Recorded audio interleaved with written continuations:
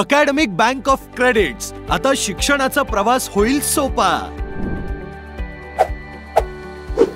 राष्ट्रीय शैक्षणिक धोरण 2020 च्या अनुषंगाने महाराष्ट्र राज्य तंत्र शिक्षण मंडळाने अभ्यासक्रमात अकॅडमिक बँक ऑफ क्रेडिट्स म्हणजेच एबीसी क्रेडिट सिस्टीमचा समावेश केला आहे। विविध मान्यता प्राप्त शैक्षणिक संस्थांमधून मिळालेले क्रेडिट्स डिजिटल पद्धतीने विद्यार्थ्यांच्या एबीसी खात्यामध्ये जमा होतात। हे क्रेडिट्स एका संस्थेतून दुसऱ्या संस्थेत सहज हस्तांतरित करता येतात।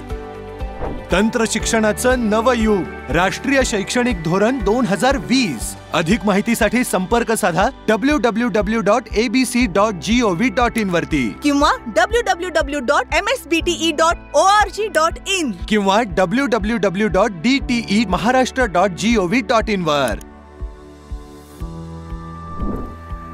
एबीसी जी आहे अकॅडमिक बँक ऑफ क्रेडिट, ही एक सिस्टीम आहे की जिथे विद्यार्थ्यांना त्यांचं अकाउंट ओपन करावं लागतं।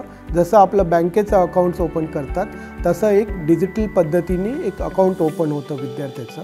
विद्यार्थी कुठल्याही शैक्षणिक संस्थेमध्ये शिकला तरी पण तिथे डिजिटल पद्धतीच्या डिजिटलायझेशनच्या माध्यमातून त्यांनी अर्न केलेले क्रेडिट, प्रत्येक कोर्स शिकला म्हणजे त्याला काही क्रेडिट असतं, 3 क्रेडिट 4 क्रेडिटचा कोर्स असतो तो, तर ते क्रेडिट जे आहे ते डिजिटल पद्धतीने त्याच्या अकाउंट्समध्ये जमा होतात आणि ते अकाउंट्समधून जर त्या विद्यार्थ्याला जर दुसऱ्या एखाद्या संस्थेत जायचं असलं तर हे जे क्रेडिट त्यांनी अर्न केलेले आहेत, जो शिकलेला आहे सब्जेक्ट, ते तसेच्या तसे त्याचे दुसऱ्या संस्थेमध्ये ते ट्रान्सफर होऊ शकतात। तर ज्याच्यामुळे विद्यार्थ्याला प्रत्येक संस्थेमध्ये शिकलेल्या गोष्टीला एक महत्त्व प्राप्त होते। त्याचप्रमाणे त्याचं रेकग्नायझेशनसुद्धा त्यांनी त्याच्या शैक्षणिक ज्या काही कार्यपद्धती आहे शैक्षणिक क्षेत्रामध्ये त्याला महत्त्व प्राप्त झालेलं आहे।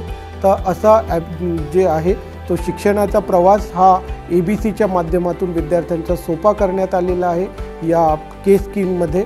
आणि निश्चितच या केस स्कीममधील एबीसी अकॅडमिक बँक ऑफ क्रेडिटच्या माध्यमातून जो काही विद्यार्थ्यांना क्रेडिट ट्रान्सफरचा उपयोग करून दिलेला आहे तो निश्चितच त्यांच्या उपयोगाचा होईल याचा मला विश्वास आहे।